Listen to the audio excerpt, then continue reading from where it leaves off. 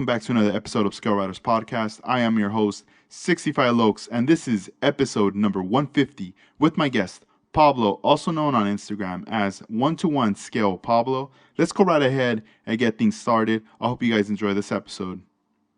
Hey Edgar, how you Hey, doing? hey, what's up, Pablo? How you doing? Welcome to the podcast. Hey, glad to be here. Yeah, How you been? yeah, I'm doing well.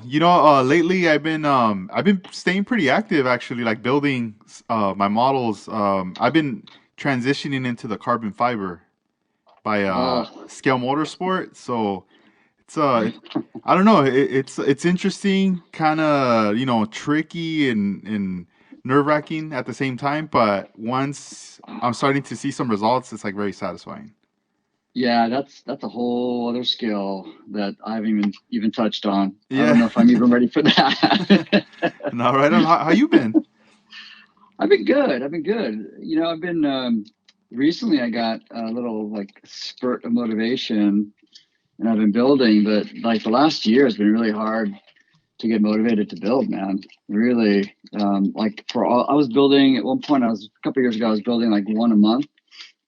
And like last year, I think I finished four all year with that. And I think I barely squeezed in the fourth one at the end of the year, that kind of thing. It's just like, Yeah, man, that it's crazy. Like that, going from once a month and then all of a sudden to just like four in a year, and it's like, man, I want to get back into it.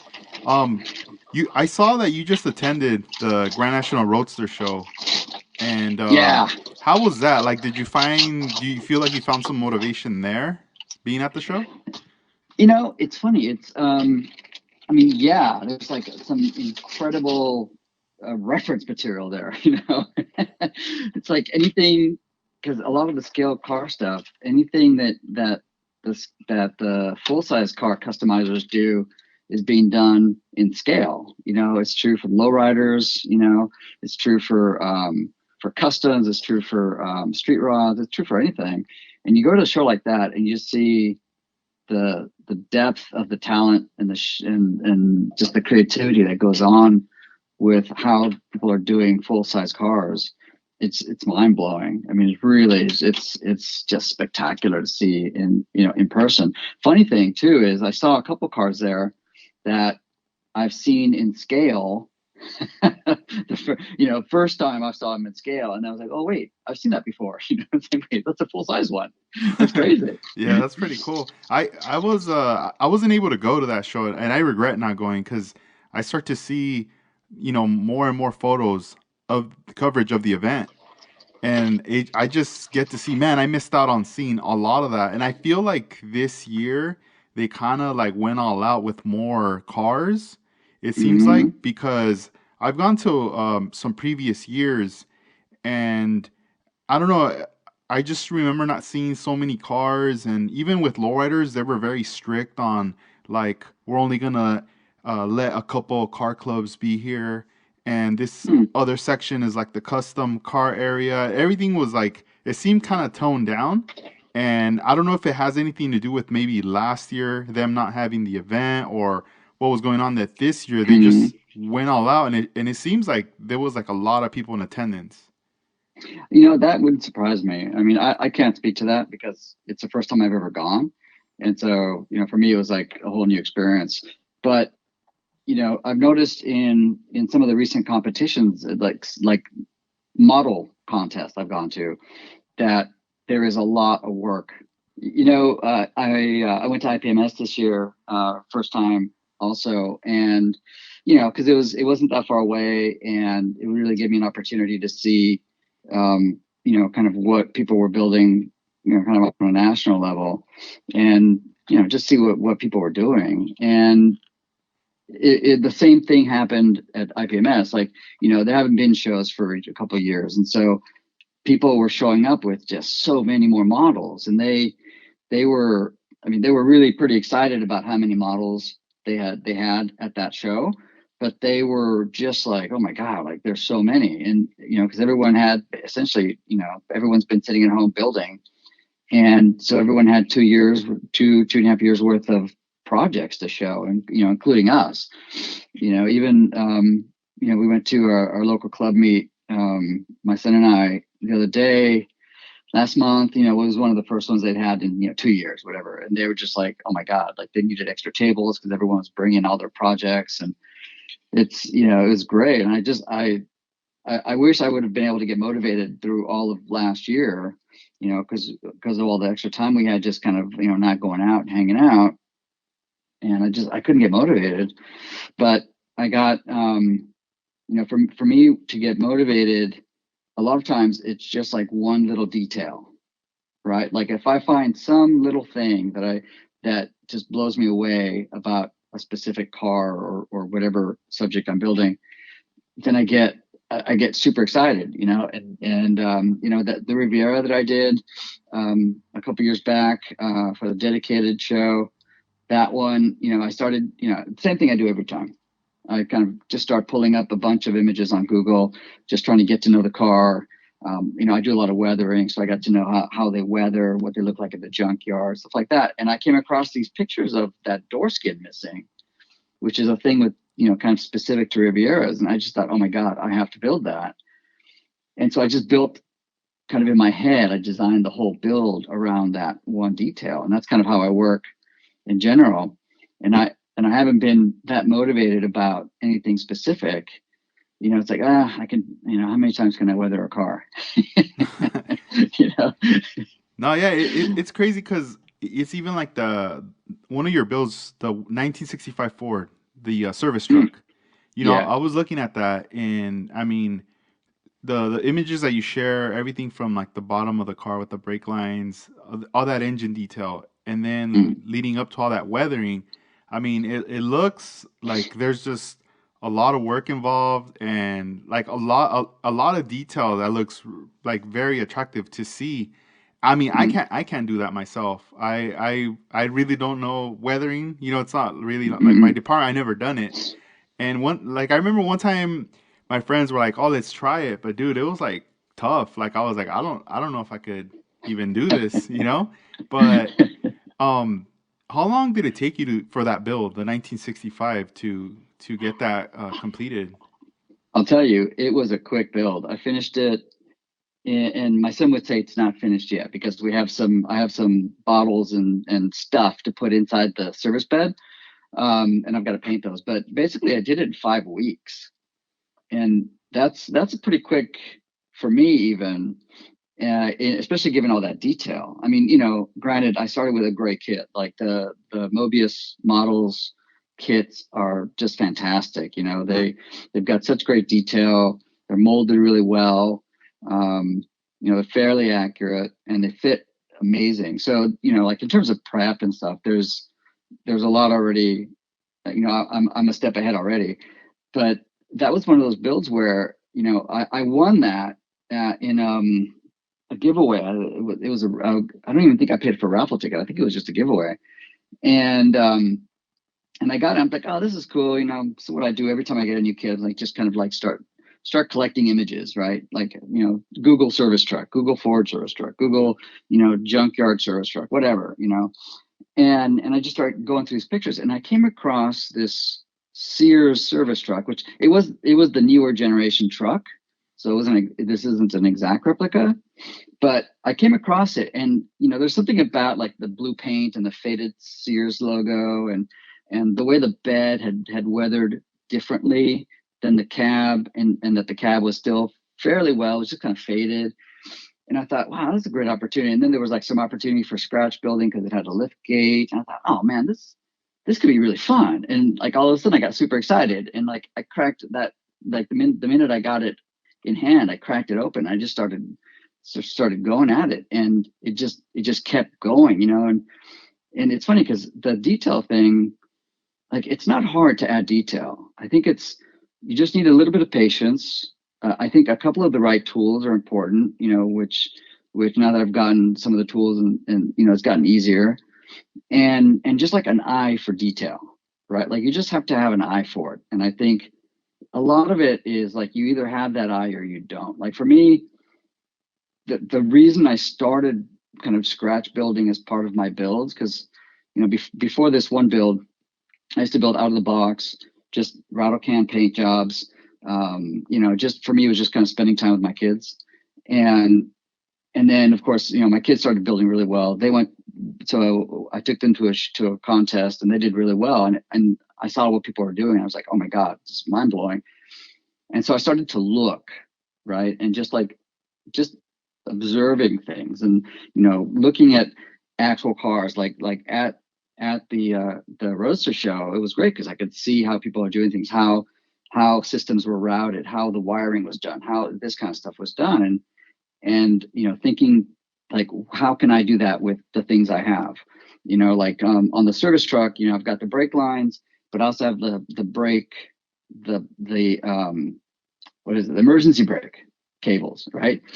Because I've got like guitar strings I had from something else. I don't play guitar, I just had them for something else. That's cool. And like, oh, I could use these for something. It's like, and then I was like, oh my God, they look like the coils, they look like they were the right scale and the right texture for that. And I thought, I wonder if I can make that work. And it's like, yeah, let's see if it'll work. And for me, every build is kind of like um a practice for the next one, right? Like I never think of any one build as being so precious that way. That I'm not afraid to mess it up. You know, like you know, I don't. I can tell you, not one of my builds has ever come out the way I thought it was, the way I thought it would when I started. It's like I have to improvise as I go a little bit. It's like, oh crap, that didn't quite work out. It's like, okay, we can do it this way instead, or I didn't have the skill to pull something off, or I was going after, there were a couple of times when I was going after such a small detail that I really should have been doing it in brass. I couldn't do it in styrene, and I, like, all right, I'm out. Like, I just can't. Yeah. Yeah. That's pretty cool though, like having that mentality, building it, learning from it, and then for the next one, and for the next, and keep Oh going yeah. from there. As far as like your building time, when do you find the time to build? Is it at night or do you have time in the early morning? Yeah, I do it all at night. Like I get home from work. Well, I should say I turn off my computer and get up. I'm at home, and like most of us, and do dinner, whatever, and then sit down and work. Uh, and then I'll work with Leo, my son, and he builds, and we have tables next to each other, and so we work together, which is awesome. And then we'll, eventually he'll go to bed, and I'm a total insomniac, so I'll stay up, till I don't know, midnight, 1 o'clock in the morning, usually, sometimes two. You can always tell by what time I post on Instagram. I'm usually like, all right, I'm done for the day. Let's see what progress. That's Post it. it. Well, Pablo's posting at 2:30 in the morning. So yeah, it's always late at night, and I just don't get much sleep, and it's almost always late at night. Sometimes I can sneak some in at lunch. Now that I'm here at home working from home, it's like, oh, I've got a break. I can, get this one thing done. Sometimes there's something I want to do when my wife's not here because, I don't know if you've seen my posts on my workshop, but we work in the living room. Yeah, We've got a, that was something I wanted to bring up as far as like that location. Is that the living room or is it the kitchen? Like the dining oh room yeah, area?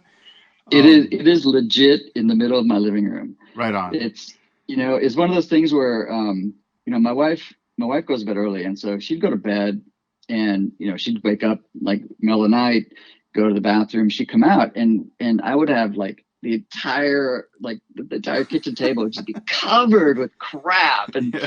you know and uh because I just lay everything out, and I'd like my Dremel and sawdust there, just the sand and everything everywhere. It's just a mess. And then Yeah. she'd wake up in the morning, it'd be all cleaned up, and so finally she just kind of gave up on it, especially when the boys started to build too. Hmm. And we took our living room, and we don't have a big place, but we took our living room, and we took a couple of the chairs. We have sofa and chairs, and we took a couple of chairs, put them in one of the bedrooms, moved the sofa over, and then she got three folding tables, and we put them up in the back half of the living room. And then I set up an air spray air an air a spray booth for airbrushing. Hmm. Right, it's in the living room, you know the compressors in the living room. So sometimes I try and be sensitive to my wife. She doesn't like the air compressor sound, and I bought one with a tank, so it's not so bad. But Hmm. she's sensitive to the smell. So even venting it out, even with acrylics, she's really sensitive to it. So sometimes I try and sneak some work in at lunch. But yeah, I mean, we're totally like right in the middle of the living room. So when we're just building and there's not a lot of painting or fumes and stuff, then my wife will hang out with us, and Leo and I have tables next to each other, and he's 14. He's been building for like seven years, and Man, oh my that's god, awesome. Yeah. dude, I wish I had his eyes because Yeah. yesterday he's working on a 100 scale tank, like it's some wargaming piece, but he's building a scale tank out of it, and he was like making like hatch hinges. I was like, dude, I lose parts bigger than that. Dang, Look. yeah.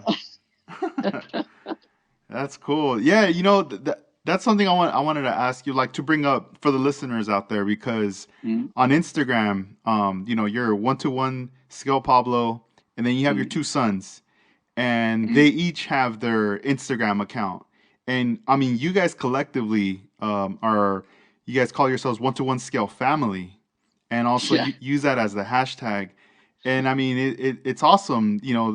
And I feel like it's a very unique relationship, because like here in Southern California, all the events that I've gone, different modelers that I've met and seen on Instagram and on Facebook, it's very rare that it's like the family is involved, you know, Hmm.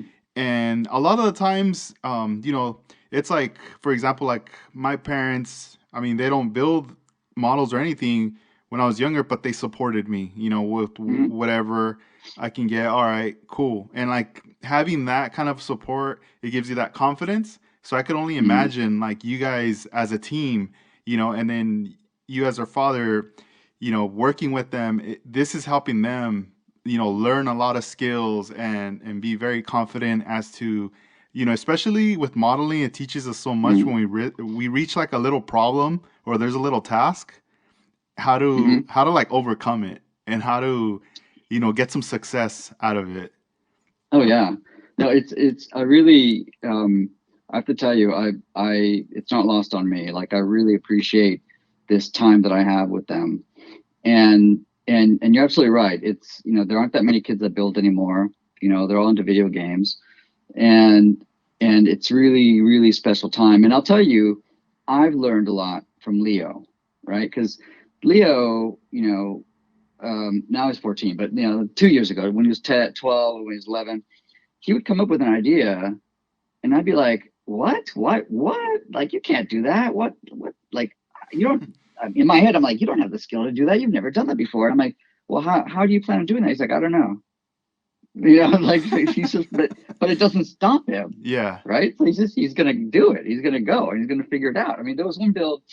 He he took a '67 Mustang fastback and he cut it in half. He cut the back half off and he turned the front half into a cab for a tow truck, a flatbed tow truck. And he built a Shelby Cobra to put on the bed of it. And so, first of all, I'm like, oh my God, you can't cut a Mustang in half. What are you crazy? Like, and I was like, wait a minute, it's just a model. It's fine. Like this is all the conversation I'm having in my head, right? But he was just like, I'm just like, well, how are you gonna do that? How are you gonna do this? I'm like, he's like, I don't know. I'll figure it out. And he like, he researches how they work. The whole truck bed. He figured out how they work, and he just did it. And I thought, man, that is like, there's no like self censorship there. There's no like doubt. Hmm. As an adult, we censor ourselves a lot. It's like, well, I can't really do that. No, I don't know how to do that. I'm not going to try it because I don't know how.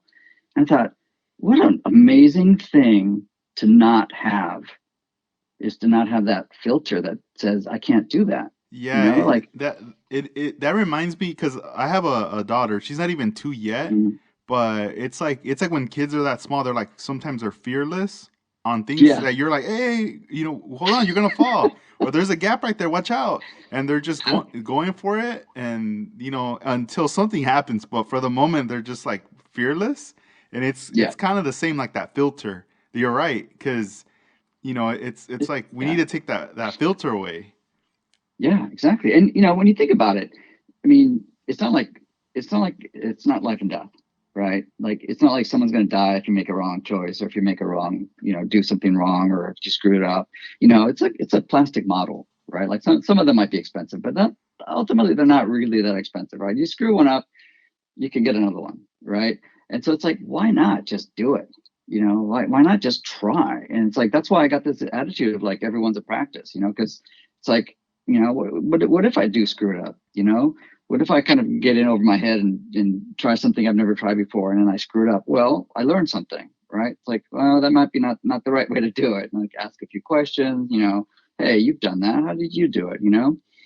And it's great. It's like that's the one thing I've learned from my kids. It's just like, wow, like you guys, like it's not too much work. 'Cause when they get excited about an idea, it's not too much work, and you just figure it out. Like it's like, oh, I don't have the skill. Like when I started, I've been kind of toying with. Well, I don't want to say that I do it because I'm shitty at it, but doing like lowrider patterns, right? Like, oh, that looks so awesome. And it's so much work, but it looks so awesome when it's done. And I thought, I'm going to try that.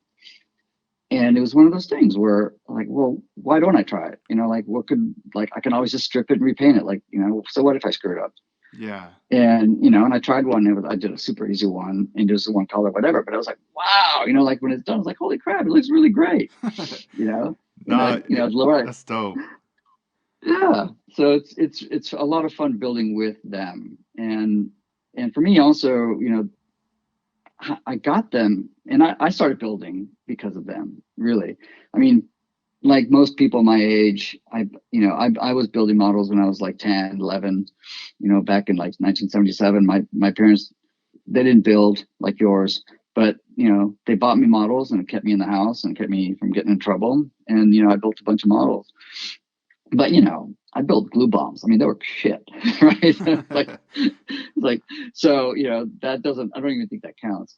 But 7 years ago or so, my kids were starting to play a lot of like strategy war video games. I think it was like War or World of Tanks. I think was one of them. I can't remember. There were a few of them, and so and they were getting. It was like all day. Like they were just like consumed by it. And so I actually got an idea. There used to be a hobby shop nearby here in Santa Monica, and I went and I got like they were doing a tank game, so I got a tank model that they were playing with in the game, right? And so I was like, here's a real one you can build, and so that's how it started. They started building, and I was like, don't paint it, just we'll just glue it together, and I was like, oh, I'll do one too. And I started building next to them. And then I thought, well, I don't like tanks. I like cars then. And so I'm like, okay. So I started building a car and they're like, oh, I like the car too. And they kind of piqued their interest. And luckily they took to it and they didn't take to it right away. But, I kept building. They would build sometimes. And then eventually, like, there was one point where we were building together all the time. And that was just like super, super precious time, as a Yeah, that's dad. It's just like, cool.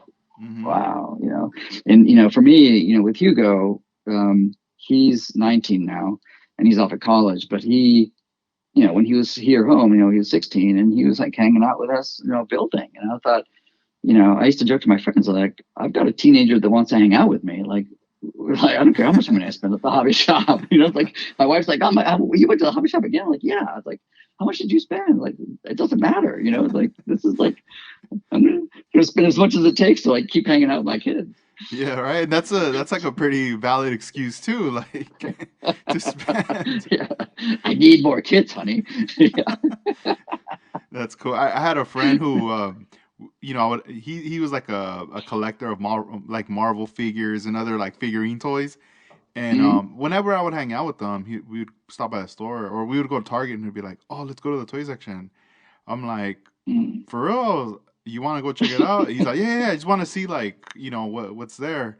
And I'm like, "All right, cool, let's go." And then he would find something he was looking for. He's like, "Oh, cool, I'm gonna grab this," and I already knew he had some, and Uh, but he would be like, "Oh, I'm gonna get this one for my daughter, so I'm gonna give this one to her." But I'm like, dude, your daughter's not even into that. Like, she's super young. She's not even into that. And then his next thing would be like, no, but I'm gonna save it for her. And I told him, dude, you don't gotta explain to me. It's all good. Like, just if Yeah, you want to buy it, buy it. If you want to collect it, it's all good. But it, exactly. but it was just funny. And then I started to think about that. Like, man, later I'm gonna be in a position like that. Telling Yeah, my fiance, oh yeah, it's for her. It's for her daughter. yeah, exactly, exactly. It's you know Man, what it's but you have to have a hobby, right? I you have too do. I many, agree. but you have to have a time, especially when you have a family. You have to have a time. I mean, this was even before the whole COVID thing. Like you had to take care of yourself. You had to have a time where you had your own thing. Like I don't have hobbies I share with my wife because I see my wife plenty, right? Like we have a Hmm. whole life together. I have this thing that I do that's mine, right? And she has her thing too. And it's a great time. We connect with our other friends and then, so we have this like more rich, more full life. And you need those kinds of things. So whatever it is, my wife jokes that all of my hobbies involve wheels though. So that's a problem. But you have to have your own kind of hobbies, and so like everything costs money. You're going to spend money going to the gym, you're going to spend money doing whatever. It's like, I could be doing drugs, or I could be building models. It's like Yep. it's fine, Yeah. and I do. Go ahead. Oh no, no. I was just saying it's true. I agree with you right there. Yeah, yeah, it's interesting to me when people think about hobbies like, oh, I have to get I have to like check with my wife, and like, to a certain degree I don't, and I do, right? Like, I obviously can't go spending all kinds of money, and I don't, but it's the kind of thing where, she goes to the gym and she does her things, and, that costs a little bit of money, and my models cost a little bit of money. It's like, this is a good life together. And then luckily these models allow me to spend time with my kids. And she's like, well, you're lucky that you've got this guy thing that that we've got boys or whatever. And I'm like, you know what, and this is advice to you, Edgar.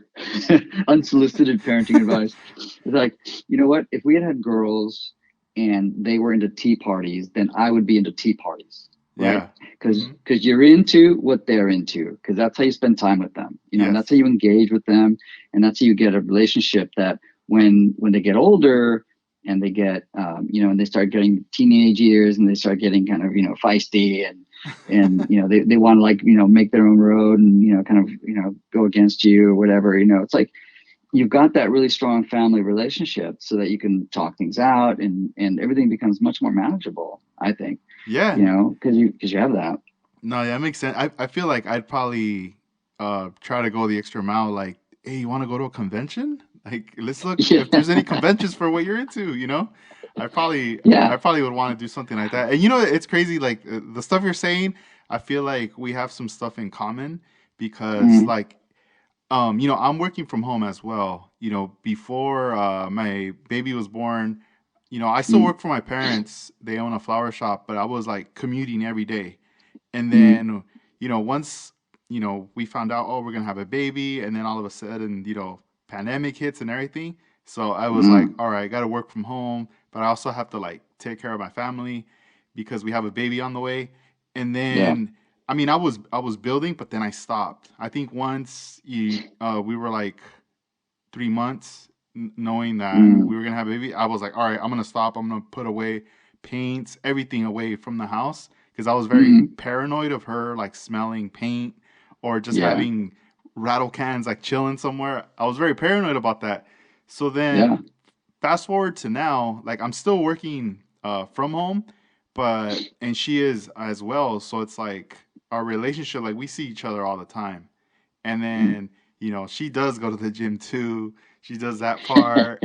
And then, she tells me, man, you got your hobbies and stuff. And I mean, she's got some stuff she's into as well with music and collecting records and all that. Oh. But it's kind of like, I'm always like doing the kind of the same thing, like, or I embrace what I'm into. Uh-huh. And Yeah. like even my daughter is starting to see like now like I'm starting to show her, oh look, cars and stuff, and next thing Yeah. you know I'm like, oh, I got you a Hot Wheel. and and she's kind of like tripping out, like what the heck? And then now that like once the baby goes to sleep, it's like 7 or 8. She's asleep too. So I'm like, Yeah. all right, cool. I got all these hours now. Before it wasn't like that. The baby's always waking up and stuff, and how to put her to Yeah. sleep. But now I have like some time, so I'm like, now I could build again. And I'm just from seeing everybody building their stuff, I'm like super amped. Yeah. And I'm just like, with that attitude is like, well, what's holding me back? Like it's only myself. Like I need to get into it again. Like I mean, Yeah. I'm still a responsible person, but I think I was being like overly responsible. That Yeah. Well, you don't know. It's your first kid, and you're kind of like figuring it out as you go along, and you're being extra cautious. There's nothing wrong with that. Absolutely. Yeah, and Yeah. and and I mean, I don't, now it feels everything just feels right. Like things are coming together as far as like me having my time, working on my builds, and then once I'm done, like the same like you, it's like either 1 in the morning or so, and I'm like, all right, I'm done. I gotta go to sleep, Yeah. because Exactly. I gotta be up in the morning. And it's crazy. It's like even today, I was on my laptop working from home, just like waiting for calls to come in, and it was like slow, like nothing was going on. But on it's like in one chair I'm sitting down with the laptop, and then the chair next to it I have set up my cutting mat, and I had everything laid out to work on the carbon fiber. And Yeah. I was like, you know what? I'm like no one knows. I'm by myself right here in the kitchen. I could do it. So I started Yeah. like doing it and stuff, and little by little, just trying to get in whatever I can at that moment. And then I was like, all right, I gotta chill. I gotta Yeah. be on standby again. But it felt good just to like be a little productive at that moment. Yeah, yeah, and that's one of the nice things that's come out of, one of the few nice things that's come out of this whole COVID situation is that, people have across the board, people have kind of reassessed, their kind of quality of life. You know, I work, like I don't know, what is it, 12, 14 miles away. I mean, working downtown LA, and it's a commute, and a lot of people that work at the office, they commute even further than I do, and now they've been working from home. They're like, this is awesome. It's like I got like a couple hours of my day back, and it's great. And so that's the exact kind of thing. It's like you have a little more control over your day. You can split your day up because I know, I might be checking emails and doing a little bit of work at 9 o'clock at night, and but I also know that 10 o'clock in the morning, I may have a break, and I may need, to refresh my brain a little bit, and I'll go and I'll tinker a little bit with the models, just like you did. And it's awesome. It doesn't. The bad part of that is it doesn't separate you from work as much, Hmm. right? Yeah. So that that it's kind of blended now. Work and home. It's really hard to make that kind of distinction. Like more recently, I've been going into the office a couple times a week, just to get back into the rhythm of going back in because they're going to start mandating it soon, and also just to collaborate with people on my team and stuff, and it's nice, like I get in, focus, head down, do my work, and then I get out and I'm done. And it's like, wow, this is like it's a nice little break. And then that 1 hour commute that I have, I don't sit in freeway traffic. I just take I actually ride my bike, and I just take little bike path, and it's just like it's kind of relaxing in a way, and it's a really nice break. So that's but that having that kind of flexibility to like, oh, I'm gonna spend 20 minutes and just do this little thing. That's awesome, and I love that. No, yeah, it is. I remember there was a time where I would bring some builds to the flower shop, and I'd be in the I have him in the back.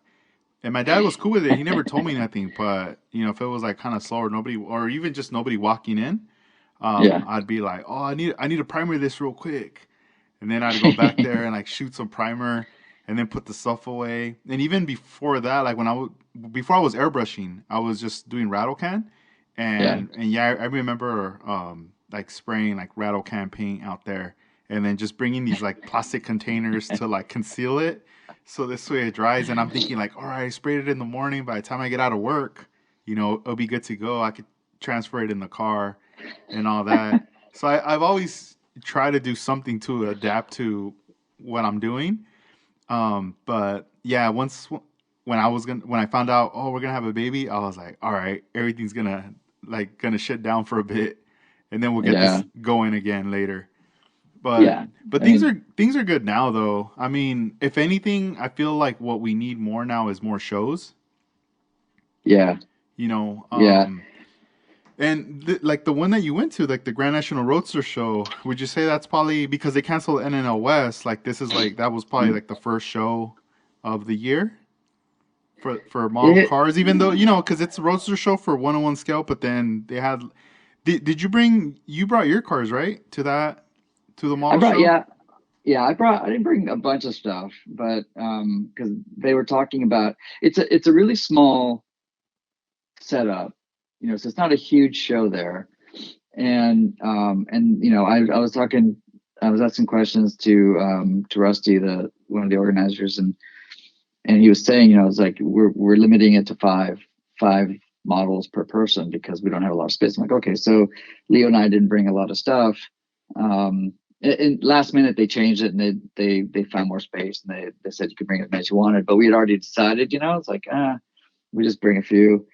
And so we brought some, and I want to say that there was one a month or two ago that we went to. Where was that? It was like in San Diego. I can't remember, but yeah, I mean, it feels good to be at shows again. And they were like all of a sudden this year, like they're all over the calendar, and then they get canceled. And West got canceled, postponed. Although I think they canceled the second date they gave just the other day. I can't remember. It was like June 11th or something, and I heard that was canceled again. Man, I don't know. yeah, that's Yeah, gonna be that's a kind bummer. of yeah, it's gonna be kind of tricky to get that one up and going because even for some people that were already set to come out in January, like one of my friends, Dennis Matthews, came out, Hmm. and he had already planned a trip for NNL West, and later he's like, you know what, it got canceled, but I'm still gonna go because everything's booked up. I'll just make it like a California trip, like I'll go sightseeing and Yeah, check things out. And I met up with them. We kicked it for a bit, said what's up, and then, but he was doing his own thing, so it was cool. But I mean, some other people probably couldn't even do that. They probably had to cancel and had to eat up the fees or something with that yeah, cancellation. yeah. That sucked, and we were looking forward to a few of the shows that are coming up that all got canceled now, and it's a bummer. I mean, was it? Oh God, I can't. Been up too long. I can't remember. I can't think of the names, but there was two of them that got canceled. Like ValleyCon, I think got canceled. What was the other one that got canceled? Was it Screwfest got canceled? Dang, I can't already remember, but those, yeah. yeah, like a couple of the good ones were have been canceled, and they haven't talked about postponing them, so that kind of Hmm. sucks. But there's one this weekend, not this weekend, end of February. Oh yeah, Um, I was in is it Model Fest? yeah, Model Fest. Yeah. So on that one, I have the flyer actually. I'm gonna just plug it right now. So the Model Fest, that's gonna be February 27th on a Sunday, and it's Nice. there at the Ventura Fairgrounds in Mhm. Ventura, and I mean it's a show 8:30 to 3, so it's kind of the general the shows when they start around 8:30 or 9 and they go on till 3. So I mean Yep. I had posted part of the flyer, and I mean, there's a lot of different categories, so it's not just cars. Hmm.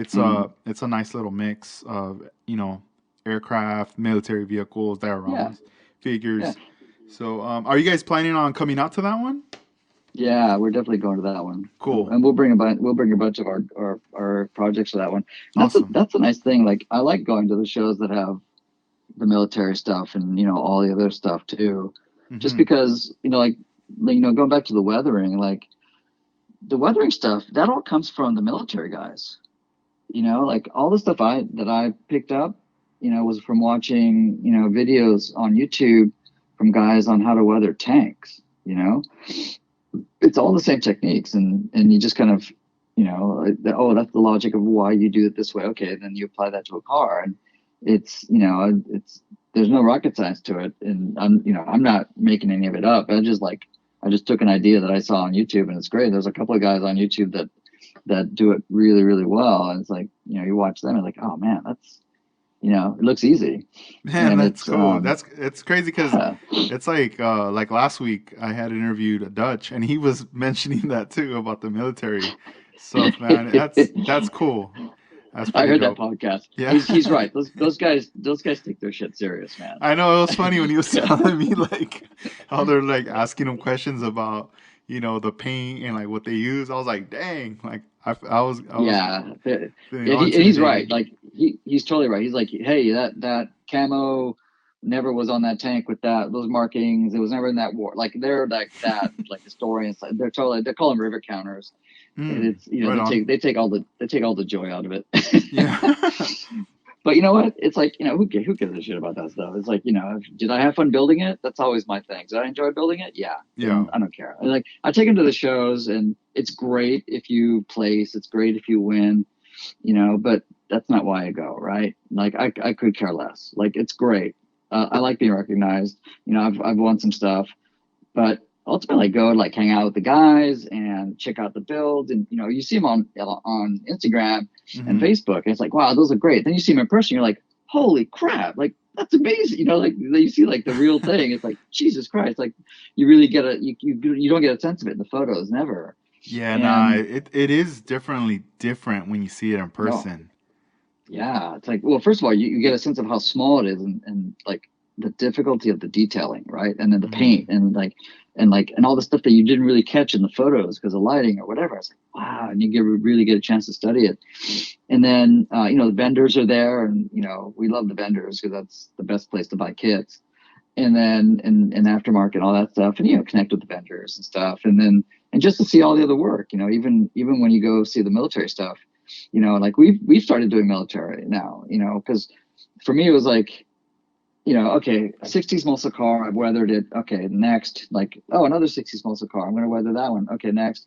And it's like I got tired of doing that, so I started looking at other things, and that's why I did those couple of burned cars, Hmm. because I ran across a video of like how to do a burned turret on a tank. It's like, oh wow, I wonder if I could do that with a car. And then I was like, then all of a sudden my head starts spinning. It was like all the ideas for scratch building and all the details. And it's like, cool. And I tried it, and I was like, it came out all right. Not a great build, but it's kind of like catches your eye. And I like that part of it. It's unique. It's the kind of thing that people don't just pass over right away. It makes people stop and look. It's what keeps things interesting for me. So I did a few of those, and of course, I like the weather so much that it was inevitable that I went into tanks. I started Yeah. doing tanks, and I don't again, same thing. I look at stuff that's like kind of unique and one-offs, and I don't want to do just like some random tank from World War II. I like a good story. I like a good story. So something that's unique, that has a history. I might find a picture of a Stug tank on its side sitting in a pool of water. It's like, oh, that'll make an interesting little base, right? So I'm like, all right, let's Yeah. do that. You Yeah. know, That's pretty cool. As far as like weathering, have you ever used, or I don't know if you use the like those Tamiya, those weathering kits? There's like A, B, C, D, and then there's also hmm like the AK Interactive has like their weathering pencils. As far as like the as like those two, on your experience, which ones would you say are like by far like your favorite or pretty cool to use? Well, I'll be honest. I've used the Tamiya weathering kits. I've used one of those. I have not used the weathering pencils, the AK pencils. The I didn't have great results with the Tamiya um, weathering kit, and it's just me kind of being a perfectionist. Like I think someone can get good results with it. I Hmm. think I think the key to weathering is the layering of the weathering techniques. That's when you really get a richness and a realistic kind of weathering. And so that works great if it's part of like a couple of things you do. And for me, I don't know, I just never liked the look of it for some reason. And I can see it working really well, especially the like the grays working on like a chassis of a car. But I feel like it needs other little bits of detail. Like when you look at, because I've on every build I start, I look up, chassis photos from the car. Like, I've got like 100 F100 chassis photos, because I want to see like what goes rust, what stays kind of dark, what stays black, what, how do the shocks look, like all that stuff, right? Like, does it cake up with dirt? Does it just, all that stuff? And so, that look, you can apply it and then you can do other things on top of it. And I think you have really good results. Just if you're just going to use one product and you're going to do one of those two, from the results that I've seen, I haven't used the pencils, but I would tend to use the pencils if I was going to use just one thing, because I think they're a little more versatile, right? Like you can apply them as a pencil, you can thin them and wash them. So there's a couple of different effects you can get with them that I haven't seen anyone do with the Tamiya kit. Yeah. So, Yeah, I haven't used any of them. That's why I was asking because mm, one of the things that catches my attention that I want to do with I'm working on a GTR, and mm, on the exhaust tips, I want to give them that burnt blue effect on the mm-hmm, tips, and yep, I'm just trying to do research. I'm trying to see like what's a recommended paint weathering? Should I mm, airbrush it or should I just? Because I know Tamiya makes one of those kits. And it does have like a burnt blue, um, yeah. and I've never used it. I've looked around online and I've seen it online, but I haven't really seen anybody using it. So I'm kind of like still doing research on that. Yeah.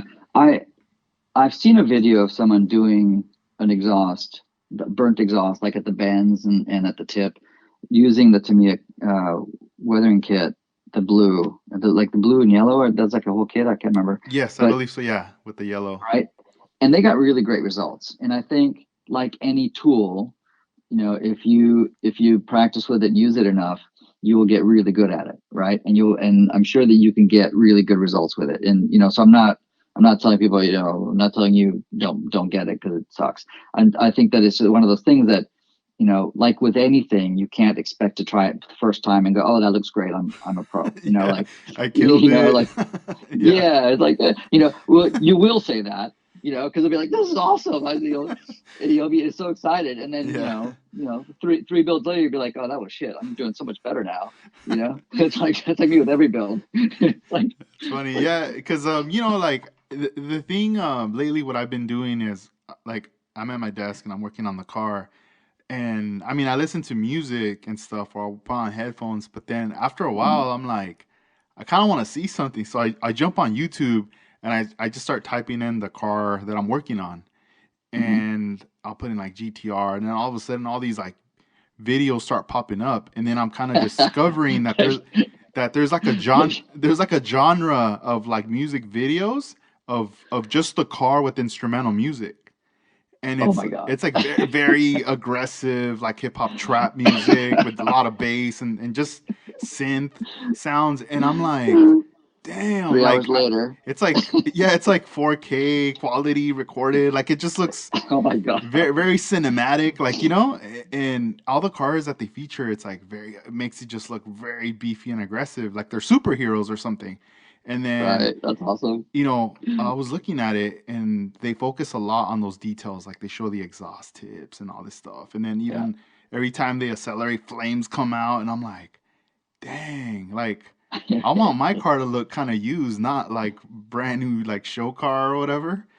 Yeah. And even one of my friends was like, "Yo, are you gonna use some Gundam boosters on the exhaust tips, like glue them on there, so it's like the flames are shooting out?" And I'm Oh, like, nice. "Oh man, I don't know." Mm, Now you got me thinking. I didn't even think about that. And right. but I don't know. It's like it's leading into other things now, you know. And I was like, man, I gotta ask you about that, about the weathering. Oh yeah. Yeah, no, it's funny. It's you go down that rabbit hole of videos, and it's hours. This is a total time suck, but it's great. I mean, it's like it. it gives you a break and whatever, but you just never know where it's going to lead you. Like one video leads to another. It's like, oh, the related video or a suggested video, and all of a sudden you're like, how did I get here? But it's all great stuff. It's like it all comes back and informs what you're doing, right? You bring it back to the kit, and then you apply it, or it changes the way you look at it, and that's great. And the weathering thing, for me, a lot of the weathering, and you can take a kit really far in weathering with some really basic tools, right? Like with just doing acrylic paints, and with an airbrush you can get, if you just pay attention, you can get some really good looks in terms, like I like daily drivers. I like project cars and daily drivers. I couldn't do a beautiful polished paint job to save my life, but you look at how they look, and it's like, okay, how does the chassis weather on this car? Well, there's here, I saw a video and a photo.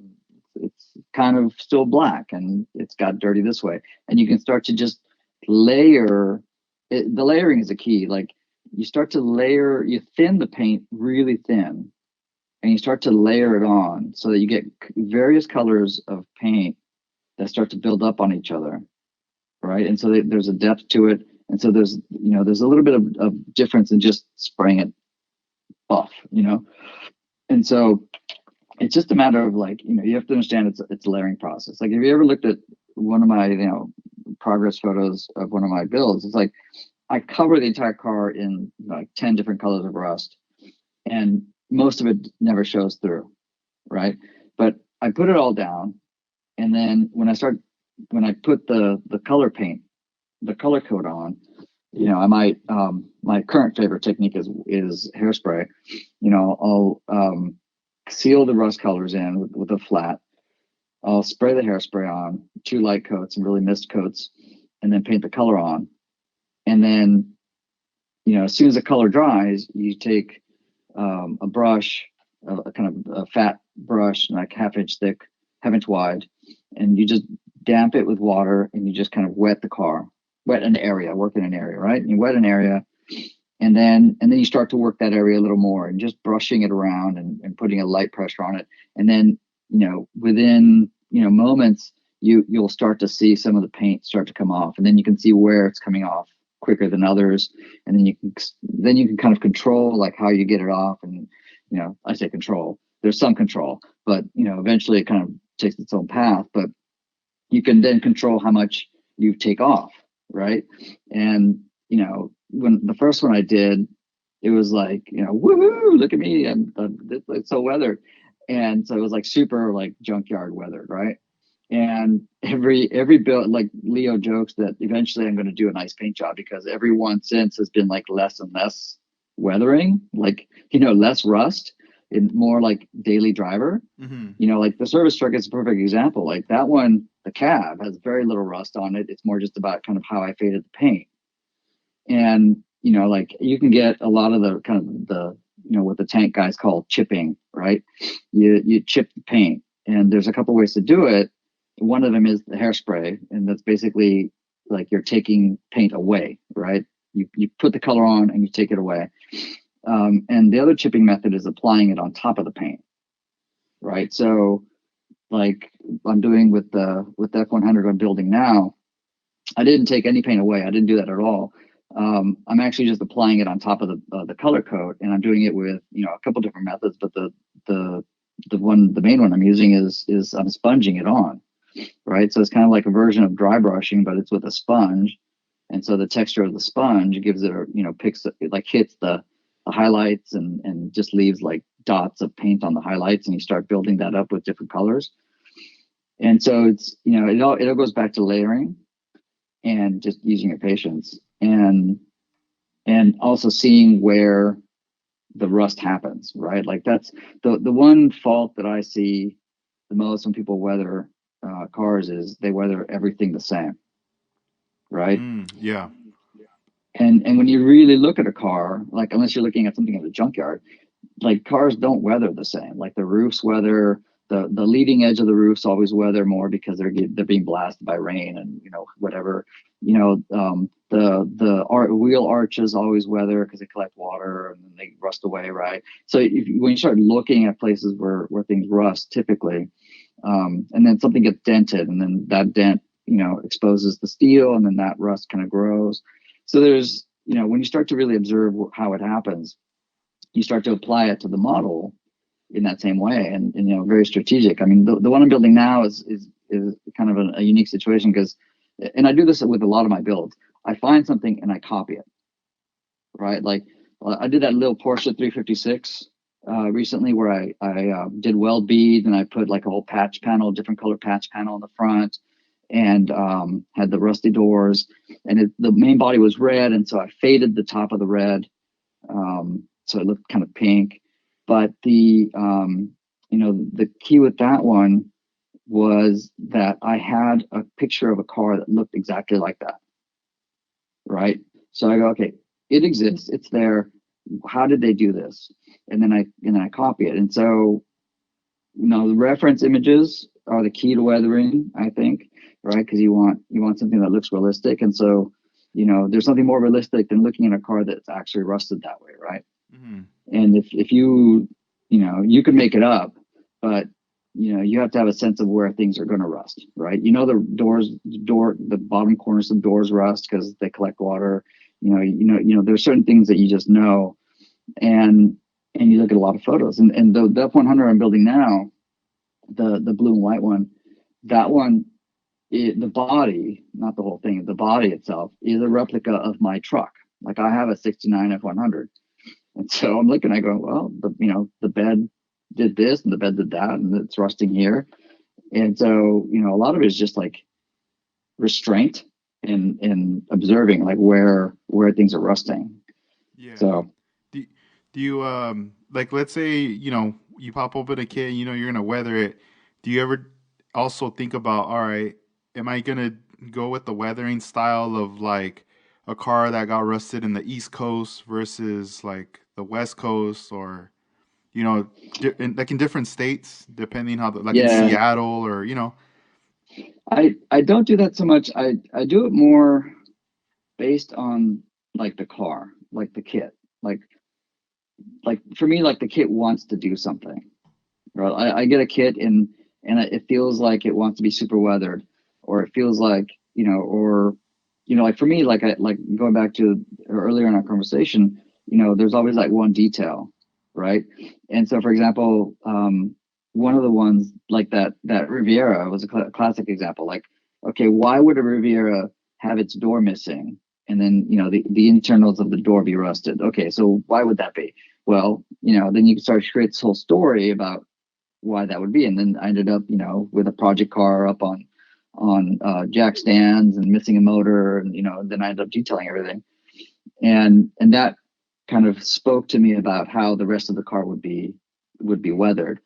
Um, the service truck was one of those things where I didn't have an idea for it, and I didn't want to like slam it and make a custom out of it. Well, mainly because my son Leo had already done that, a couple of years ago, and I try to avoid competing with him or doing something that he can compare, because I just don't want apples to apples, because I'm older than him, so in theory I should be better than him at some things. I'm not always, but I don't want a comparison, right? So I thought, I can't do that, I can't do this, can't do that. And then I came across that photo and I thought, perfect.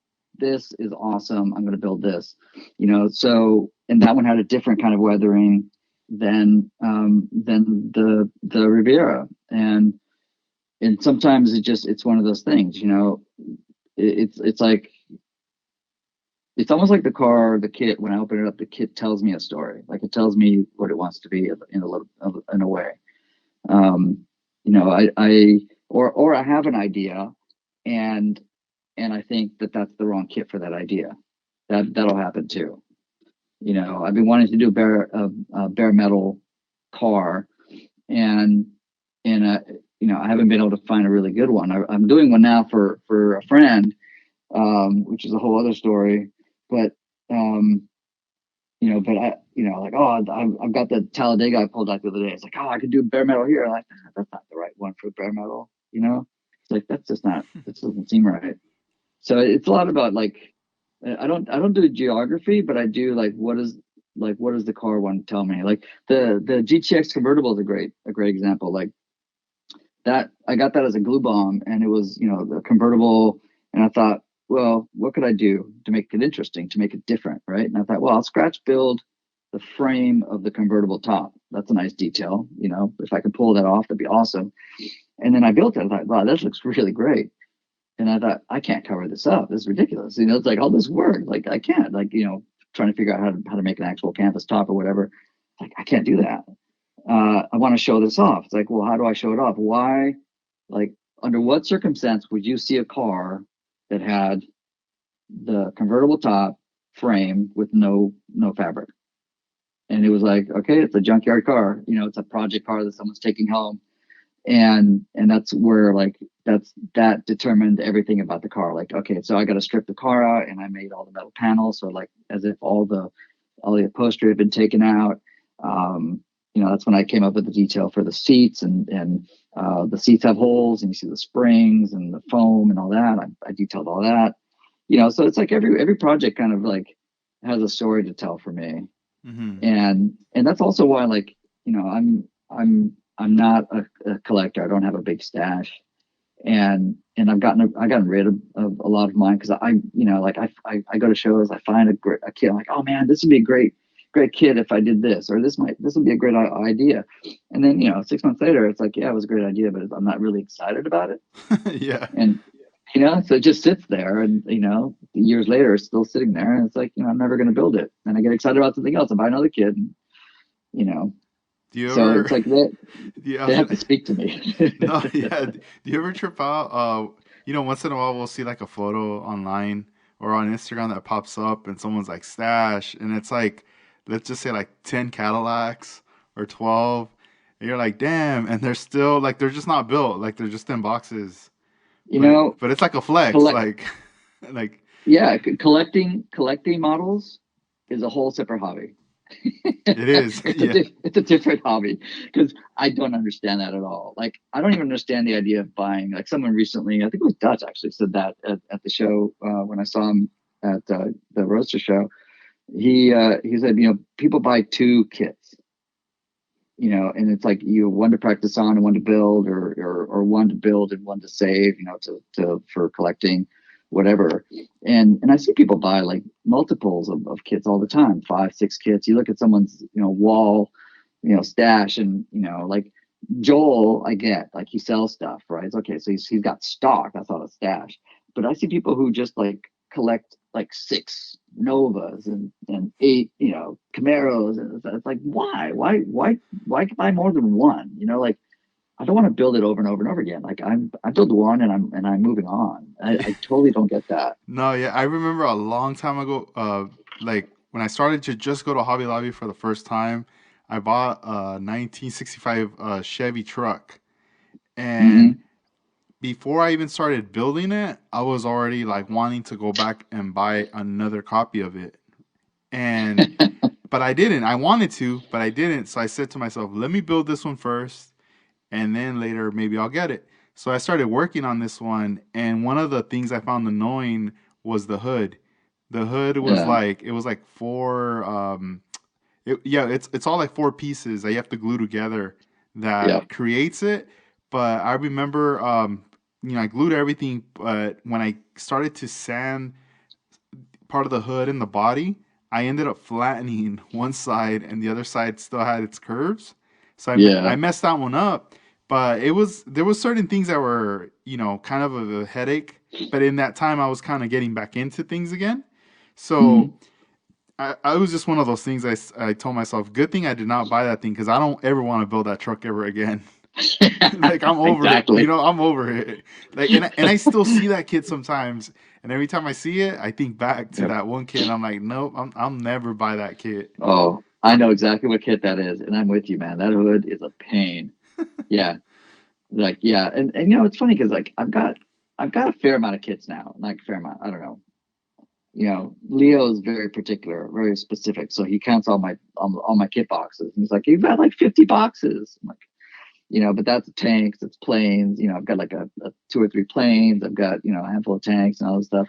And to me, in my mind, I look at them, I'm like, okay, I've got like six projects I want to do, and the rest are just like I could live without. And it's because it was like a good deal, or like I go into Hobby Lobby now, and literally I walk out without buying anything, right? Because they're all really good deals, but I'm like, but I built that Camaro, I built that truck, I built this. I know that's a bad kit. I know, like I'm just like I've become much more particular now, and so I'm much more interested in not having as many kits, not having a stash.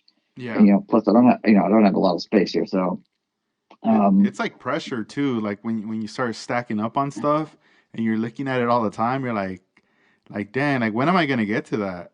It oh just yeah, you're yeah. just you get overwhelmed, and I was like that back then. I was getting just addicted, buying a bunch of stuff, and I mean I would Mhm. build stuff and work it, but then there was just so many other kits that I was like, man, if this kit's taking me 6 months to complete, like I don't think I'm ever gonna get through all these. So then once friends started to hit me up and be like, hey, do you have this one? Do you want to trade or would you sell it to me? Mhm. Or maybe there was something I wanted that they hadn't, Yeah, and then we would just trade. I was like, cool, cool, here, take three and just give me one of yours. And yep, and it was just one of those things where it just started to feel better, like I'm lessening that load of stuff. And yeah, now, totally. like, in my room, I tend to just try to keep like two or three that I'm like actively working on, and Hmm. that I'm like, all right, cool. Like, I'm just gonna focus on these, and that'll be it. But the rest, I'll just keep them in the garage. And then once I'm like done, then I'll be like, all right, I'm gonna pull one of these out. Do you Yeah. when you're working on your builds, and let's just say the ones that you don't finish and you kind of put them away, Hmm. and you wait, time passes and you're working on other stuff, and when you finally come back to that, how do you feel sometimes, like when you get started on it again, because now by that time you've learned like more skills? How what's like that feeling like? Yeah, there are some. I have a couple of builds that I started a long time ago and stalled out, and I pulled them out recently, and I had no interest in even finishing them because, like, the half of the work that I had done, I thought I would have to redo. Like I thought, oh, this, like, like I made these mistakes, or I didn't like the way I did this, or, for me it was just like you said, like I've gotten maybe better, or I've just gone and kind of my interest has changed a little bit, and I just like not interested in doing it anymore. So I go. It's rare that I go back to a build and finish it. Like I don't know that I've gone back to a build yet and finished it. There's one, like I was saying, it's like a thorn in my side. The bare metal foil 49 Ford I'm doing for a friend, and it's been such a problem for me. It was like, it was one of those things like, hey, it's stuff that I'm over my head, doing this kind of body work. I'm over my head doing this stuff, but why not? I'll try it. And it fought me and it fought me and it fought me. And it was one of the few kits that, I mean, I still haven't finished it, don't get me wrong, but I got really close to finishing it. And then I was rushing to finish it before SEMA because he showed the car at SEMA. I'm building a replica of his car. Is it And that Maniac's garage? yeah, Okay. yeah, that's a killer build. No, it is. And the model was like a cool thing. And the goal was to have the model with the car at SEMA. And that last week, I got super motivated. I'm like, I'm gonna finish this thing because I was close. And so I started, and it just, like, I was rushing to get it done, and I was just making mistakes. And like I put a fingerprint in paint. It's like, oh, I gotta paint that again. I was like, I do this, and I was working with the AK Extreme Metal for the first time. I was like, oh, it's a little more sensitive than I'm used to, and it just, like, everything. And it's funny because it's like I didn't make it, and I apologized to him. I was like, I'm not gonna have it for you, and it's still there. And literally, like last week, like the last few weeks, I've gotten this, like, energy to build again, and like, I'm gonna finish all the stuff that I promised to people, all the stuff, two projects I promised to people, and I finished one. I got it to a friend of mine, and I was like, I'm gonna pull that one out again. And I'll tell you, there's something about that build that is just, it's like, it's got bad energy or something. I don't know. It's like I pull it out and I start to work on it again, and immediately I like spill my cement on my table, and I do something like it's something else. Like it's just like, oh my God, like this thing is fighting me, and everything about this thing is like so hard, Dude. So I will finish that one eventually, because I promised it to him. But that's why I don't like doing commission builds too. Like I could never do this for money. Yeah, it takes the fun out of it, and there's definitely Totally, a lot of pressure. I totally. my friend, well, Dennis Matthews, there's like a 1960 Impala he's been working on for a while, and Mhm. he was supposed to have that done. He told me like last year for the Atlanta the Acme show. Uh, And he was just working it, and he would text me like every so often, man, this thing sucks. It's fighting me, you know? I don't know what's going on with this car. Like nothing fits anymore. Before everything fit, now nothing fits. And oh man, and then he was trying to, get it. He gave it another chance. I'm gonna see what's up for the NNO West. And hmm then nothing. He said, "Man, this car just keeps fighting me. I'm done." I'm like, "Dude, just put it away, dude. Give it away to yeah, someone. Like it's a done deal." And he's like, "Yeah, I don't know, man. That car is cursed or something. I don't know. yeah, It's not gonna yeah, happen." exactly. And with the Maniac Garage build, because I promised it to a friend, I'm going to finish it.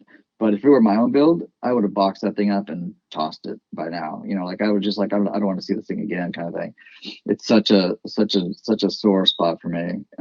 Just, because I've managed to finish pretty much every build. There's some builds that I almost finished and I kind of lost interest in because they were just kind of, there's nothing, no story behind them, no specialness to it. And they're fine, and they're finished enough maybe to show. Although there's stuff that I wouldn't even bother bringing to a show.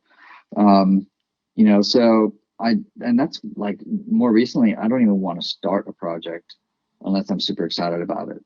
Like I don't I've got a lot of hobbies, so I don't need this one hobby to like clear my mind, and relax. I've got other things I can do.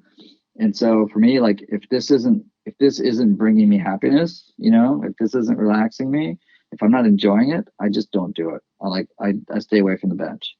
And because like I've got to listen to my head. And then that's how like a lot of last year was. Like I just wasn't into it. And there were times when there were some builds I did because Leo, very very observant, would kind of saw that I wasn't building, and he kind of missed building next to me, right, like hanging out with me. And so he would challenge me to all these like weekend builds. Let's do let's thin out your stash, Dad. Let's do a weekend build or a week long weekday build. And, just Dang, the wheels turned. Like, yeah, think about yeah. it. So I'm like, Like you were getting them into it, but they were younger and they're playing the games. Now I was like, all right, Dad, right? let's get you And back it's like, into it. how can you say no, right? Your kid wants to hang out with you. I'm like, all right, let's do it. Yeah. So, and to be honest, some of the best builds came from those times, like that the burned out Oldsmobile I did. That was a weekend build. I built that in 2 days, and with a ton of scratch building, and it was like that was awesome, and because he just got me excited about spending time with him, Hmm. right? And I didn't. There was nothing precious about the model, so I thought I'll try this new thing, and if it goes wrong, it goes wrong. It doesn't matter, you know. I'd gotten the kit of one of the kits I'd had for a long time, and it's like whatever. And so it's like nothing to lose, right? And when your kid wants to hang out with you, you hang out with them. That's the bottom line. No, yeah, and all those builds that you guys have done, how do you guys preserve them? Like, do you guys or just put them in the box, or you guys actually display them somewhere? No, we stack them on top of each other. Hmm. Nothing special. We get these, the really cheap basic. I think they're AMT, the little display Oh cases. yeah, yeah, the cases, right on. Yeah, and there are, most of them are like, I don't want them to get dusty, so Yeah. I buy those cases and I just stack those cases on top of each other. Some of my builds haven't fit in those cases, like that camper, the truck with the camper back. So I had a case made for it. There were a couple builds where that didn't fit in cases, but and then there are some builds, like those builds that are just like, yeah, whatever, nothing special. They just sit on top of the cases or on shelves. No special display or anything. Leo's got his on all just kind of lined up on his shelf. Just there's a couple of them are in cases. Most of them are just sitting out. And yeah, we don't have any display cases or anything special. There's no room for them. There's no, it's like once they're done, we try to preserve them so we don't have to do too much cleanup when we take them to shows. Yeah. That's about it. And then once, I don't know, once you show them, for about a year, well, back when the shows were pretty regular, you know, like I'd never take the same car to a show twice Nice. You to the just same. retire it. Yeah, yeah. I've had people, I've had a bunch of people like contact me wanting to buy some of my builds, Mm. and I'm like, call me in a year. Yeah. you know, because I want it for the year and then I'm done with it. And then, I might keep it. I might not. There are some instances where I might show it again. Like Grand National would have been a show. Normally, I would have brought a bunch of stuff because, like, well, I've never shown any of my stuff there, so I can bring a few of my old ones and a few of my new ones, and it'll be a little more than usual. Um, I think I did that when I went to nationals. I was like, well, none of this stuff has seen a national show, so I brought all my good stuff, and from the various years. That was cool. Yeah. And I like those but other than that, I photos. don't keep them. Those photos you Which one? posted with everybody, like those group shots with with like a few people or so. Those are cool. I mean, you don't really get to see that a lot. That's why. You know what? I have my wife to credit for that because she was like, "You always take photos of the cars. Why don't you take photos of people?" I'm like, all right, all Oh, right. that's So I'm like, cool. okay, I'm like, that's a good idea. That's and it's true because like, we all know a ton of people on Instagram, and like, we would be standing right next to them. We wouldn't even know it at a show. Yeah.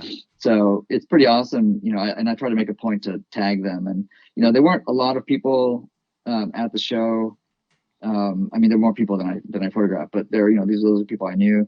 Hmm. And but that's my intention now is I want to go and I want to take photos with everybody, and so that there's photos of the people as well as the cars. Yeah. So I think that's an important part of it. Some documentation right there. That's pretty Yeah, cool. yeah, Yeah, because I yeah, saw you met up with the Wes on there. I was like, yeah, oh man, that's yeah, dope. Because I mean, I knew he was yeah. gonna be in town, and he always goes to that show. But that was pretty dope that you got to see him there and take a photo with them and like hang out. Yeah, yeah, I got to hang out with him, and it was funny because I was like, I looked at West, and I'm like, in my mind, I'm like, you're not from around here. Like, what are you doing here? It's like, wait a minute, wow, this is cool. It's always great to to connect with people. Because I've seen, there's a ton of people that I respect as builders, and just to hang out and talk with them is so awesome. There's one guy. He wasn't at this show, but there's one guy who builds who's amazing, and oh shit, what's his name? I don't want to say his name because I'll get it wrong because I'm not, I can't remember his name exactly, but he he hand pinstripes like a couple of the cars that I photographed from the Rosa show. A couple of the Cadillacs had hand pinstriping on them, scale pinstriping, right? And I've seen him do it in person, and I was like, wow, like that's amazing. Like that guy, like if I come across a show with him again, I'm like, I gotta take a photo with you. Yeah, Like celebrity to me. that's cool. It's like, it's so great, and we don't see enough photos of the builders, hanging out. And that's why NNL West, the last one that happened, I missed it. It would have been my first time. I've never gone, and I was bummed because I saw the photos of like the pizza party and like everyone hanging out. And I thought, man, that'd be great to like meet all these people that came so far away that I know through Instagram, who are great builders. It would have been great to hang out with them.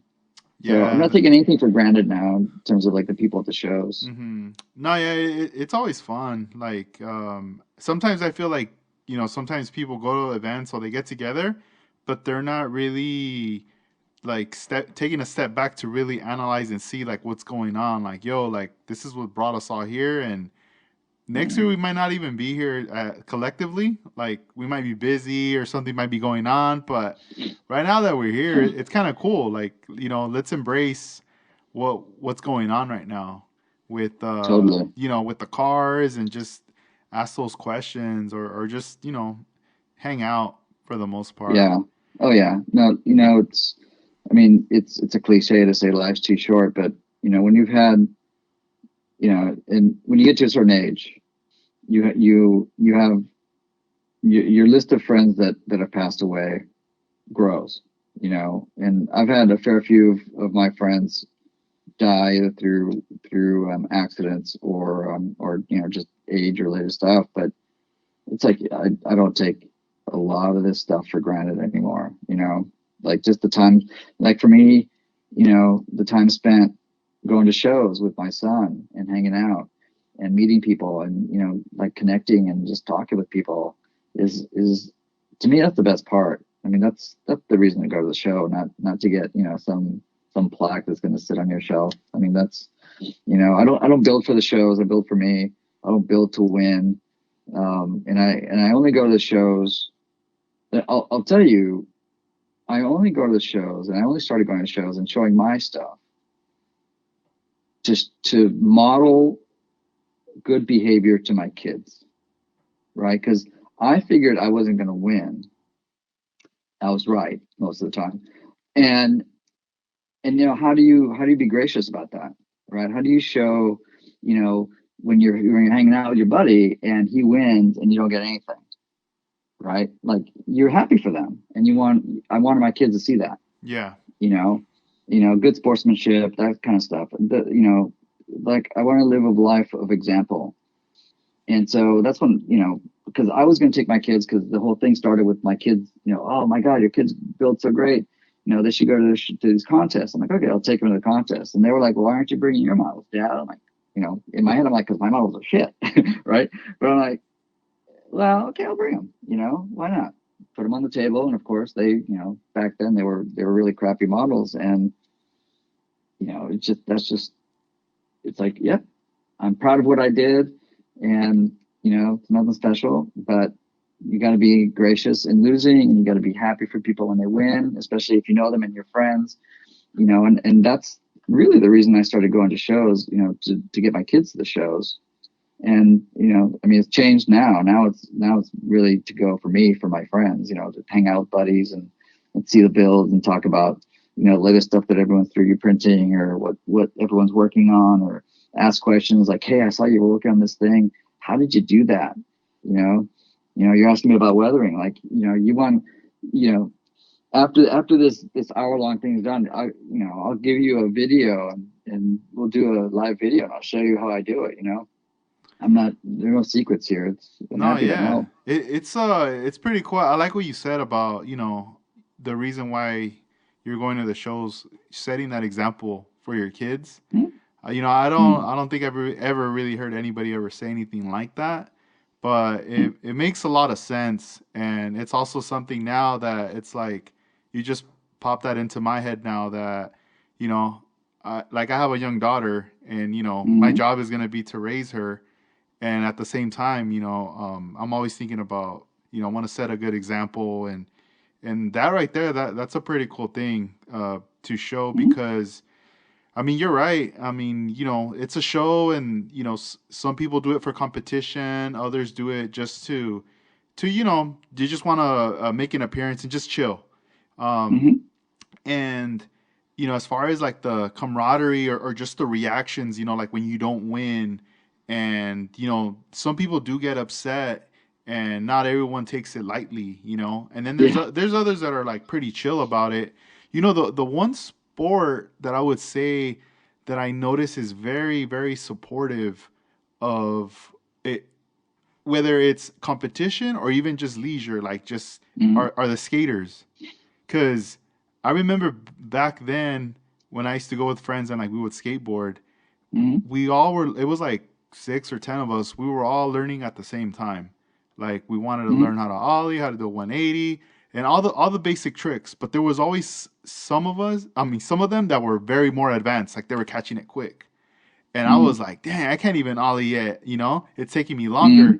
But whenever we would be at a spot and you saw a friend like jump off a flight of stairs and they'd Hmm. land, you'd be like, dang, you would pump them up, and it was just like cool, you know?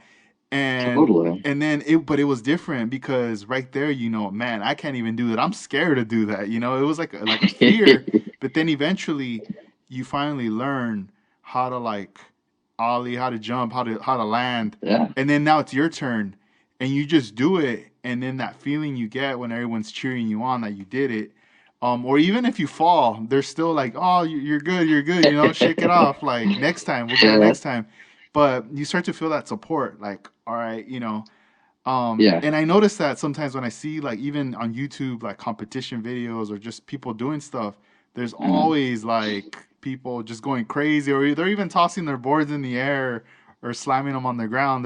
They're just happy and ecstatic for the yeah. individual who either won or busted that trick. Right. Yeah. That's, it's so great to see that. Um, that kind of support is so important, and that's what gets people motivated to, to push it even further, to try it even more, to try a crazier trick, to, and also to pass it on to somebody else. I mean, that's the biggest thing. Like in modeling, like if most people, if I've asked like how did you do that, they'll tell me, you know. And I've heard stories, and I've only come across this actually once, but I've heard stories of people being very secretive about like how they do things or what they do. And I thought that's ridiculous. Like if you and I are doing something, Yeah, and I'm not getting it, and you help me and you make me better, I'm going to make you better because you're going to push yourself to be as good as I get if you help me get better. Like eventually we both raise each other up. yeah, And so it's like you have nothing to lose by helping people. yeah. I Nothing. think that's like one of the best gifts you could give someone is information. Yeah, totally. It's a big one right there. I feel like if there's someone who is like struggling or they want to just learn something, they want to learn what's the myth behind this thing, and you tell them what it is and they go out and they do it, they're going to be like so grateful and remember you, and then one day it might turn around, they might be teaching you something now that they picked Yeah. up on. And but yeah, it's a trip. I've heard stories like that as well.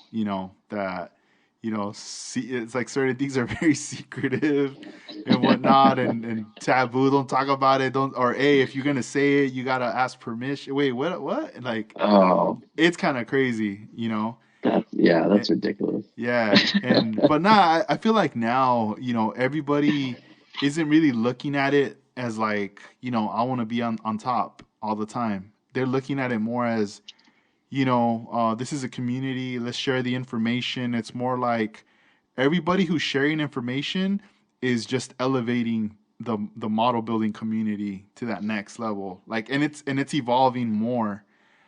Yeah. And I feel that's why we see a lot of evolution and promise with like 3D printing. Right. Yeah, There's yeah, yeah. there's some people that don't even are probably buying a computer for the first time or something. They don't even care about computers or laptops, and all of a sudden they're like, "Hey, I want to learn this," and I bet you just asking and stuff or researching, and Oh they're they're yeah. they're doing it. Yeah, they're figuring it out for themselves, and it's awesome. And they're not doing it for the first time either. There's someone else who's already printed. Someone else will help them pick a printer, pick a program. I mean, they got to do the work. Ultimately, I can tell you how to weather, but unless you start picking up some hairspray and some spare bodies and start practicing, it's not going to happen for you, right? So, you've always got to put in the work, but you know, everything's in my book, everything's already been done. There's rarely not something that is so uniquely new being created. So, like, I'm not making any of this up. I'm just taking information that I got from other people. And so if someone asks me how to do it because they're getting started, or they've never done some technique or some kind of build, and they ask me a question, I'm going to answer it. I'm going to like help them. If it's about like the competition at a show, well, if everyone's builds are elevated and get better, then you got to challenge yourself and get better too. And so, like, they all get better, right? Like, if you're withholding information because you don't want them to be better than you, that's like, I mean, to me, that whole thing is just absurd, like, Yeah. and I've, and the car, I see it, I see it more in the military stuff, right? They're very secretive about how they do things. They're a little crazy. And I say that being, I build armor, so I could say that. But the car community, super helpful. Like, there isn't one person I've met. They're like multinational winners that I've asked questions to, and they're like, yeah, this is how I did it, and then I did this and I did that. Like, they're not gonna do it for me. Like, I got to go out and buy the stuff and then practice and figure it out. And I probably won't do it nearly as good as them at the beginning. Maybe never, but at least I know how to do it now, and I'm gonna keep doing it. It's gonna make my builds better. And then someone will ask me about it, and I'll tell them how to do it. And it's like it's being a good person. Ultimately, it doesn't take any more energy to be nasty as it does to be good. You know, Yeah. so that's And the bottom line. and the like all the shows that you've attended, the IPMS that happens to be like, one of the ones where everybody from what I've heard brings like their A game, right? That's like Yeah, it's like is it no which one was it? Was it last year the one in Vegas? I heard there was one they were saying it was like the Super Bowl or something like that. Like yeah, some that was it's IPMS. That was nationals, there you go, the and it's Nationals. yeah, nationals. And there are people who take it very, very seriously, and good for them. It's something it's really important to them. They've worked really hard on it. you know, and ultimately how they handle success if they win, or failure if they lose. It really comes down to character, right? What kind of character do you have? What values do you hold?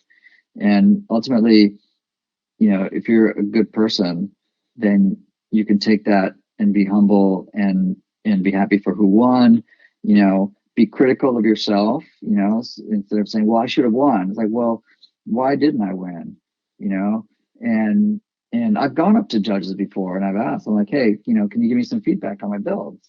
Not like, "Why didn't I win?" But I'm like, "Hey, I want to get better." It's like, what did you see in my build that you thought I could be better at?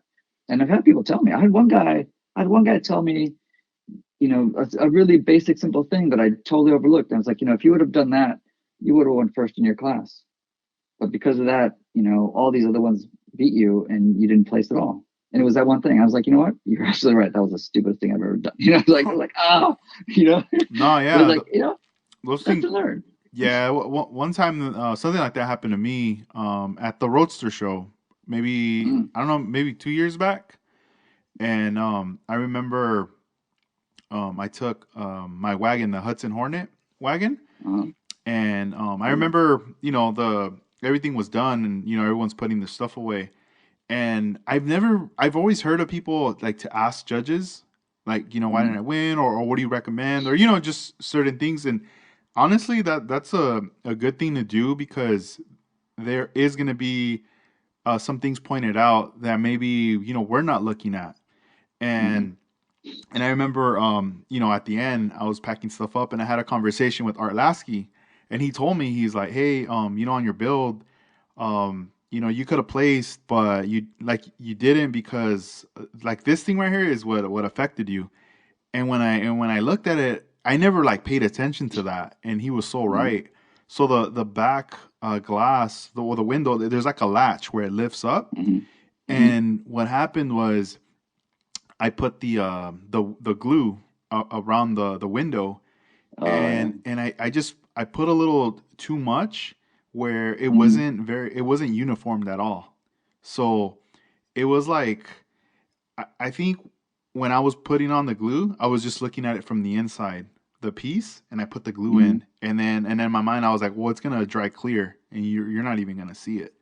But then mm, once everything was done and dry, and I put it in, once you start looking at the detail on like on that area where there could be some trim, yeah, like, and I was thinking, man, I should have put some chrome mm, trim or something that would have covered it, and I didn't. And like yeah. the more I stared at it, the more I was like, ooh, that does look nasty. Like I don't even like the way that looks. Like I don't even want to look at it. So I ended up like not looking at the back part for a long time because That's I funny. wasn't in the mood to really like go in there again, because once you have a build that's done, it's done. And Yeah. Oh yeah. I just didn't have Yeah. that energy again to like revisit it because then I'm thinking, all right, something else is gonna happen. I'm gonna Yeah. drop the kit or something's gonna spill on it or I'm gonna scratch something. So it's Yeah. it's still the same. I haven't even messed with it, but Yeah. when I do look at it, that is something that just sticks out to me all the time now. And Exactly. but I'm glad that he told me because that made me more aware and cautious of future builds that came after that. Yeah. Whenever Totally. I'm gluing the glue to make sure I hide it, and if I do put it on, make sure to uniform it. And because on that one, everything else looks fine. It's just that back window that I'm like, dang, Yeah. messed up. And I bet it's the kind of thing that, you know, to the average person, if we're all looking at builds, it's like, oh my God, it's so cool, it's so great. But to a judge's eye, it's like they have to get that critical of like the smallest things. I I learned the most when I volunteered to judge at an event. And they obviously you don't need experience. I'd never done before, but they pair you with an experienced judge so that the two eyes look at it and they tell you kind of what to look for and things like that. And it's really interesting because I used to always think like, oh, the crazier the build, the more scratch building, all this stuff, like that would make it better or more competitive, and it's not really. Like a really basic build that's built really well, right? The craftsmanship of the build is really well done, will win over something that's crazy scratch built, but that is not as well crafted. And the thing though is that once you get to a very high level of building, then you start to kind of look at every little detail. And it's like, okay, well, these two are built to a very high level, both of them fairly equally. But this one has a ton of scratch built stuff that also is built at a high level. So all of a sudden, like, well, then now it kind of weighs in your advantage if you did the scratch building. But it was really interesting to judge and to look how a judge looks at a build. And that kind of opened my eyes because it's like, wow, I've been like doing all this scratch building and all this crazy stuff. And I've really, at the time I was like, I've really neglected some of the basics of like building. Like the first thing to look at with cars, like, are all the wheels straight or do all the wheels touch the ground? And you'd be surprised like how many builds like miss that one little thing and like they're immediately like, all right, moving on. And so it was really interesting. And funny story, when I did judge this, I was judging this the time that I helped judge. I was doing a category that I don't enter in because that's taboo. And so I was doing competition cars, and Art, entered something in there. And there were a lot of really good builds, but we were focusing. We ended up kind of eliminating, like a lot of judges do. We were able to eliminate a lot of them right away for one mistake or another. It's really minor stuff. And it came down to the wiring, and he came up to me afterwards. He's like, "Yeah, I saw you guys, really spent a lot of time looking at the cars, and so he wanted some feedback because he thought like, and legitimate, his car was a contender for first place, and he's like, what could I have done better, and where did you see any deficiencies?" And I said, well, ultimately it wasn't that he had done anything wrong. And that's why it took us so long. The cars were paired up really, really well. And it was the smallest of things. and I explained it all to him, like, our thought process. And he was like, yeah, no, that's really, really thoughtful. And I appreciate the feedback. And I'm sure, the next time around he did something different to make it a little better, and, and so, judging, if you ever, if anyone ever gets the opportunity to volunteer to judge, that's an eye opener, in terms of like how judges look at cars, which is which is totally different than how you and I might look at a build.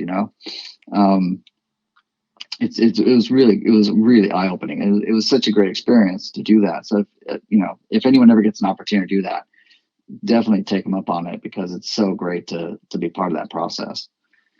Yeah, that definitely does make a lot of sense. Like I could see that how that could be an eye opener because a lot of times, I've never judged, but it's kind of easy to be like, oh, he's gonna win for sure because he always wins, or Mm, oh, he's gonna win because he always brings like good builds or whatever.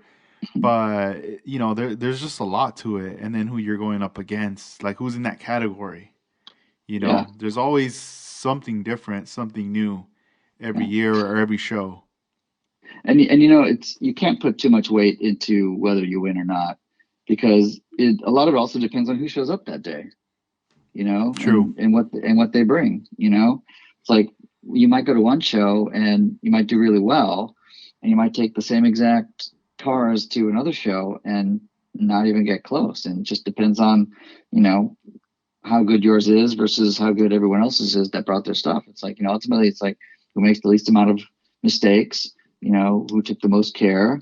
And they, at the level we build at, most of the people we know, most of the people that we follow, like, we're not amateurs at this. We're not some just like I was, a few years ago, just throwing paint down and gluing glue bombs together. Like, all of us are good builders, and so you go to the show and you all have good builds. So it comes down to really, really tiny stuff that they have to compare. You know, it's not, there aren't, they eliminate the few cars that have like big mistakes, but it gets down to like really, really, like, they really get into every single detail of like how they did this, how they did that, how is this paint, and they look for imperfections in the paint, and then both cars might have perfect paint. Then they look for imperfections, and like, it's crazy to be able to take 10 spectacular builds and say that three are the best three. You know, so they really have to split hairs on a lot of stuff, and it's really, I mean, I love that aspect of it, just because it makes me a better builder. Even if I end up never showing a kit, a car that I build, like, I know that I built it well. Like, it's like putting detail in that you never see, right? It's like, I know I did this, I know I did that. Um, so I just have a good time with it. Yeah. Yeah, that's pretty cool. And for this year, 2022, what are your goals for this year? Oof. Well, I like to build more than I built last year, which is very, very little. But I think there's a couple of things. One is, I want to push myself to build, um, to add as much detail as I possibly can, because that's making it interesting for me right now. Is like, how can I, like the service truck and all the engine bay wiring. Like, this one I'm going to start soon. This S10, I'm planning to do like a whole engine wiring loom, like Man, the car loom, like, that engine, you I'm know, like tripping out on the wires. I'm like, okay, but they're all different sizes and colors, and I'm yeah. just like, what the heck's like a real thing? And I'm looking at real photos, going, okay, that goes there, that goes there, that goes there. This is the back of mine. That's this, like, like, and I'm mimicking it all. So that's one thing. And then the other thing I want to do is connect more with the people, all the builders, and really, it goes back to taking photographs with them instead of the photographs of the cars. I just want to connect with the people more. So those are my two goals, for my model related goals for the year, I think. Oh, that's cool. I like that. That's awesome. And Yeah. before we wrap up this episode, is there anybody out there you want to shout out? Oh, so many people. I knew you were going to ask me this. You know, I I'd hate to call out anybody in particular. There's so many people that help me and that inspire me that I see do work. There are people that do great work that inspire me. There are people that are learning to do good work that inspire me by trying to do good work. And there's so many people that I'd hate to start naming names because then there's I feel bad for like not for like missing somebody, but Right on. But the community yeah, the overall, community, right yeah, on. for sure, No, too many people. that's good. Cool. Well, it was fun having you on and a pleasure. It was great speaking with you. I look forward to seeing you at a future show. Hopefully the Model Fest. That'll Yeah, be hopefully. February 27th. And also, I also want to mention about Art Lasky's show that he has posted a date, the SoCal Open that he has set up for May 1st, 2022, on a Sunday. So we're gonna keep letting everybody know, promoting that, and I hope everything falls through with all these shows. Yeah, I Hopefully, hope they all come through and don't postpone. Art show's great. It's one of dude, my it's favorite so shows. fun. Yeah, that's one of Yeah, my favorite ones too, right it's there. awesome. That's It's cool. awesome. Well, thank you so much for having me. It's been a real pleasure for me too, and an honor. I feel it's been great talking with you. I love Yeah. it. No, thank you. So this was episode number 150. Thank you everybody for listening with my guest Pablo on Instagram. Check him out. He's 1to1Scale Pablo. So I'll go ahead and also post, the links on the description, on the show notes, and on the Instagram. So everybody, thank you for listening and take care. And you as well, Pablo. Take care. We'll talk soon. Take care. You too, man. Take Thank care. you. Bye. All right. Bye.